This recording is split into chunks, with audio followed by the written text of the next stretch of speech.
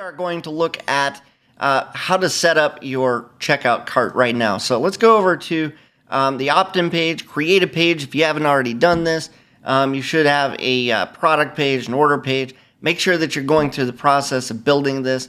And then what we're going to do is we're actually just going to go in and edit this. So what I'm going to do for the sake of this particular test, I'm actually going to delete the current checkout that we have in here. Now I've created a dual column setup here and just added in some random stuff.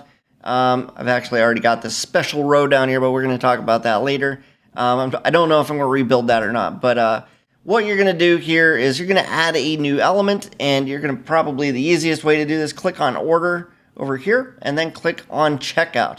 So you want a checkout element over here, okay? So that's going to pop up right here in that column. And then what we're going to do, it defaults to a two-step. I don't know why this wouldn't work in a two-step. I haven't necessarily played around with that. But for the sake of argument, what we're going to do before we go too far is we're going to go over here and we're going to turn this into a one-step just to make it a little bit easier to do our next step, which is finding the product ID. Okay, so if you want to go through the process of setting this up like this, you can go through and stylize this. You can make it look however you want. I'm not going to go through that in this particular setup.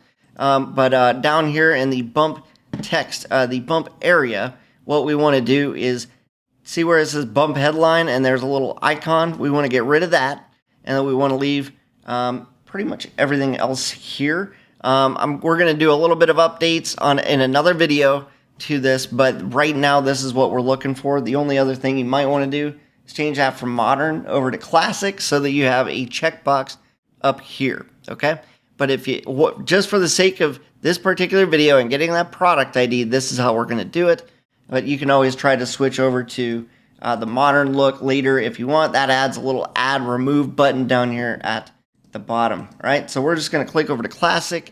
We're going to hit save, and that's all we're doing for this video. I will see you in the next video where we are going to look at the product ID and how you can identify that for your bump product. Okay, see you over there.